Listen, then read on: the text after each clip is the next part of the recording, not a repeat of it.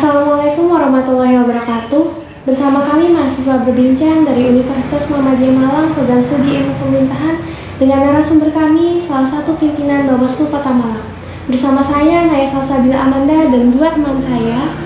Perkenalkan, nama saya Naila Febrina Akmalia. Saya Nurwahid Akbar Maulana. Dan salah satu narasumber kita dari pimpinan Bawaslu Kota Malang dengan Ibu Erna Al-Makfiro. Kami di sini akan menanyai seputar persiapan pemilu pada tahun 2024. Pertanyaan pertama ya Bu, sebenarnya tugas Bawaslu dalam pemilu ini apa ya? Bawaslu itu sesuai dengan Undang-Undang 7 2017 adalah mengawasi seluruh tahapan ya, proses tahapan pemilu. Jadi pemilu maupun pilkada itu adalah tugas namanya Bawaslu. Jadi mengawasi seluruh proses tahapan pemilu maupun pilkada yang ada.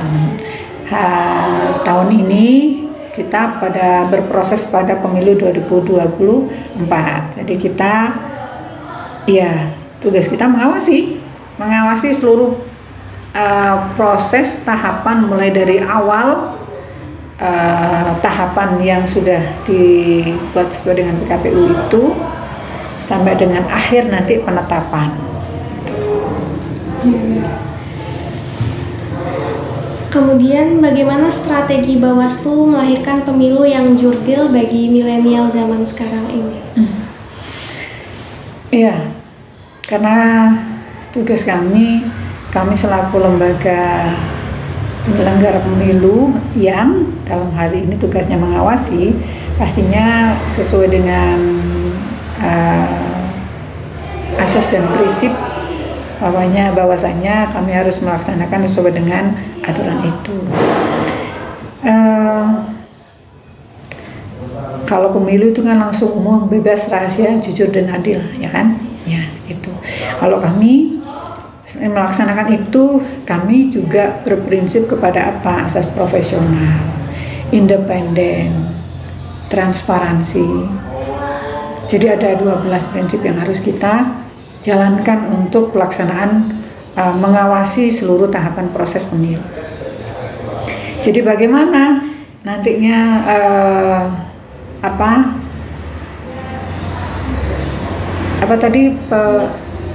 strategi Bawaslu melahirkan pemilu jurdil bagi milenial. Ya, jurdil bagi milenial.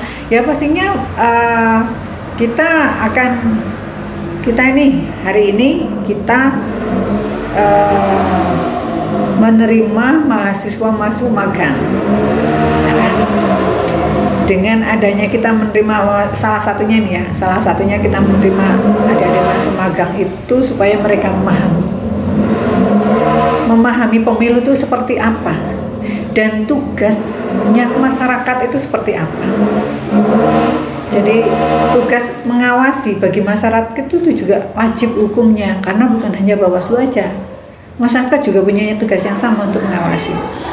Nah, untuk sampai ke sana kami harus melakukan sosialisasi itu pastinya akan sebenarnya kita sudah laksanakan, sudah beberapa tahun kemarin itu sudah kita laksanakan sosialisasi ke pemilih pemula. Salah satunya adalah ada di masa makanya di sini. Kemudian kita mengundang, jadi kita mengundang untuk kegiatan sosialisasi tentang pentingnya pengawasan partisipatif. Jadi pemilih pemula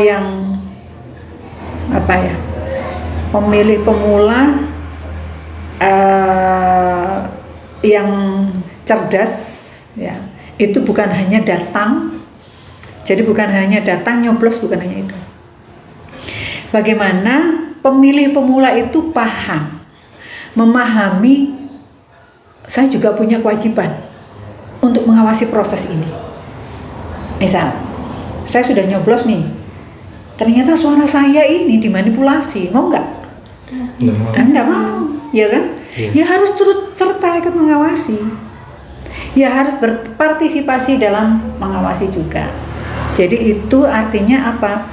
Pemilih yang cerdas dan berintegritas. Jadi memastikan hak pilihnya itu dilaksanakan dengan baik dan hasil proses pemilihan dia ya sesuai dengan pilihannya itu sudah nggak boleh dirubah-rubah sampai dengan terakhir nanti di proses penetapan. Jadi seperti itu.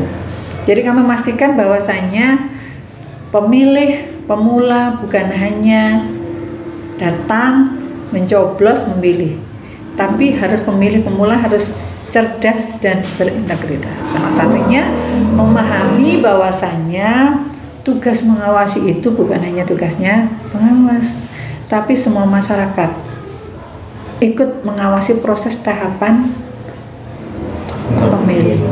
Gitu. Ibu terus tentang tahapan-tahapan yang dilakukan apabila terjadi kecurangan dalam Ada pelanggaran tidak berjalannya pemilu seperti itu. Apabila terjadi kesalahan atau mungkin penyalahgunaan suara, manipulasi suara tersebut itu penanganannya KPU tahapan-tahapan itu seperti apa? Iya. Jadi begini, pastinya mulai dari bawah nih. Kami itu punya jajaran mulai dari pengawas TPS. Pengawas TPS itu satu TPS satu. Ya. Kemudian kelurahan itu satu kelurahan cuma satu. Jadi satu kelurahan cuma satu. Pengawas kami itu satu kecamatan 3. Satu kecamatan cuma 3 loh. Kemudian kota kami ada 5 orang. Padahal hari ini DPT kita itu 600 lebih. Nah, objek yang akan kita awasi sangat banyak sekali. Satu, pasti semua kegiatan tahapan yang dilakukan oleh KPU kita harus mengawasi. Ya, kita harus mengawasi. Kemudian seluruh kegiatan yang pada saat tahapan ini kan ini sudah berlangsung nih tahapan pemilu. Netralitas ASN PNS itu bukan hanya di Pemkot aja, ada guru-guru yang PNS loh, ya kan? Iya. Ada P3K sekarang, itu juga ASN. Sudah berapa jumlahnya? Kemudian TNI Polri itu juga salah satu objek pengawasan kami. Belum lagi peserta. Siapa peserta pemilu itu? Partai politik. Nah, komponennya partai politik banyak loh. Ada tim sukses, ada pengurus, ada anggota. Ya kan? Masyarakat juga. Itu kita awasi. Nah, sekarang kalau objeknya sebegitu besar, pengawasnya segitu signifikan enggak? Tidak. Ya. Nah, makanya dibutuhkan partisipasi masyarakat. Nah, ketika masyarakat sudah artinya sudah melek lah, ya, melek tentang pemilu, melek tentang pemilu itu dan prosesnya, itu insya Allah akan paham. Kalau kita ingin memilih pemimpin yang berkualitas dan berintegritas, pastinya ya masyarakat juga harus mendukung dong.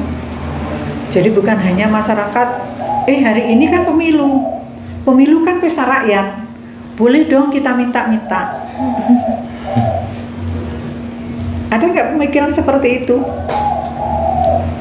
Ya pastinya ada kalau ketika masyarakat tidak paham. Nah, kalau misalkan ada kita memilih pemimpin nih, tapi terus kita mintai, kita kalau mau saya pilih ya harus berani berapa. Nah, itu yang harus kita rubah. Sangat menyogok. Bukan hanya money politik itu namanya. Itu yang tidak boleh, itu melanggar. Nah, kalau sudah melanggar pasti ada sanksi. Ya kan? Tapi kalau misalkan itu tidak kami Bawaslu itu sudah lolos lah karena tidak terawasi misalkan, karena segitu banyak kan ya, misalkan lolos, ada kemungkinan enggak harus mengembalikan modal? Ada kemungkinan. Ada kemungkinan. Nah kalau ada kemungkinan seperti itu, kalau misalkan pada saat mendaftar itu modalnya besar, bisa nggak dalam jangka waktu 1 tahun 2 tahun dikembalikan? Kalau tidak, nah awal kan kita pakai logika saja, berapa gitu. Terus juga begitu juga masyarakat atau pemilih dikasih uang nih, ya kan, 500.000 aja lah, besar kan? 500.000 besar loh, bisa buat beli beras 2 bulan itu, ya kan? Nah tapi dampaknya sangat besar, tidak sebanding dengan yang diberikan. 500.000 dibagi dengan selama 5 tahun, seharinya dapat berapa? Ya. Terus apa yang terjadi ketika nanti tidak terjadi hal yang tidak kita inginkan? Ya. Jadi harapan kita itu masyarakat berperan aktif, ikut berperan aktif mengawasi. Nah, tapi ketika proses kami mengawasi, itu kami yang menemukan, ya pastinya kita proses. Itu namanya penanganan pelanggaran. Jadi kita akan melakukan proses penanganan pelanggaran. Kalau yang menemukan adalah pengawas kami ya. Kalau yang menemukan pengawas kami, kita proses. Ya, kita proses mulai dari masuk ke kami, diregister, terus ada klarifikasi, ada proses pemeriksaan dan sebagainya. Tapi kalau kita pengawas kita tidak tahu, tapi masyarakat tahu bahwa telah terjadi pelanggaran, kalau masyarakatnya sudah sadar bahwa itu adalah merupakan pelanggaran dan tahu, oh saya tak melaporkan ke Bawaslu, saya tak melaporkan ke pengawas, pasti akan kita proses. Jadi itu namanya keadilan pemilu. Jadi itu kan kita proses sampai dengan pastinya harus ada bukti, ada saksi, berlanjut prosesnya. Setelah kita menetapkan itu terbukti, ya sudah pastinya ada sanksi. Tapi kalau tidak ada bukti, tidak ada saksi, kemudian keputusannya bahwa itu tidak melanggar aturan kepemiluan, ya pastinya akan kita hentikan. Jadi seperti itu. Ya. Kemudian Bu, bagi kita kan baru pemilih pemula, ada tips and triknya nggak Bu buat calon pemimpin yang bakal kita pilih? Seperti apa? Ya harus tahu dong. Ya harus tahu, harus memahami. Nggak mau dong memilih kucing dalam karung. Ya kan, nggak mau milih kucing dalam karung.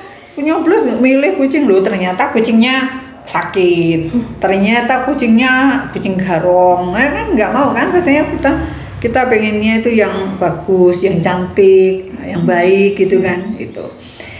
Ya kita pastinya harus tahu proses yang sudah dilalui.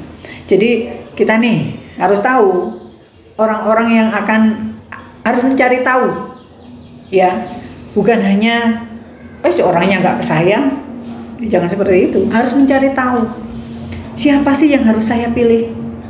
Jadi pemimpin siapa yang harus saya pilih, harus tahu visi misinya, apa visi misinya. Terus kalau kemudian pastinya harus tahu track recordnya, ya kan? Track recordnya harus seperti apa, harus mencari tahu. Jangan sampai, ya sekali lagi, kalau kan adik-adik milenial harus ngapain sih gitu, nggak ada hubungannya dengan saya. Ada hubungannya dengan adik-adik nanti. Nah karena semua perubahan itu pakai politik loh, ya kan? Pendidikan, aturan pendidikan, semuanya diambil dari mana? Politik. Iya. Kenapa nggak ada hubungannya dengan saya? Salah. Ya itu caranya. Jadi harus tahu, oh orang yang akan saya pilih ada orang yang tepat.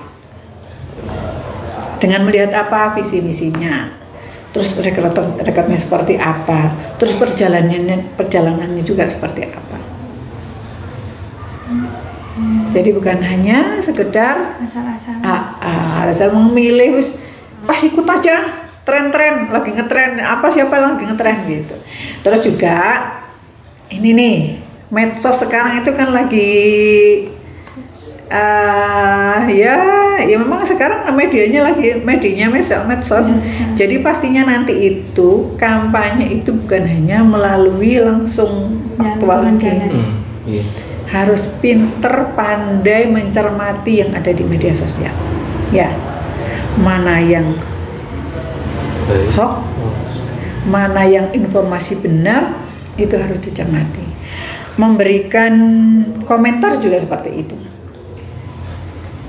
Ya, jadi itu namanya pemilih yang cerdas. Nggak hanya ikut-ikutan, apalagi sekarang, wah sudah di medsos gitu, si A, namanya kan ada dua kubu nih, ini saling serang, ini saling sama mendikan, ya sudah dicari aja profilnya orang seperti apa, siapa sih yang akan saya pilih, yang tepat akan yang bisa paling tidak itu. Hari ini kan mahasiswa nih ya. Bagaimana caranya saya punya pemimpin yang nanti itu misalkan itu sesuai dengan aspirasinya mahasiswa. Misal gitu, seperti itu. Jadi bukan hanya sekedar ikut-ikutan. Ya. Jadi harus mencari tahu. Seperti itu. Terima kasih atas waktunya Ibu. Dari sini kita dapat menyimpulkan bahwa peran Bawaslu itu sangat penting dalam pengawasan pemilu. Kemudian partisipasi masyarakat juga sangat diperlukan untuk pemilu itu berlangsung secara lancar. Mungkin sekian dari kami, terima kasih, sampai berjumpa kembali.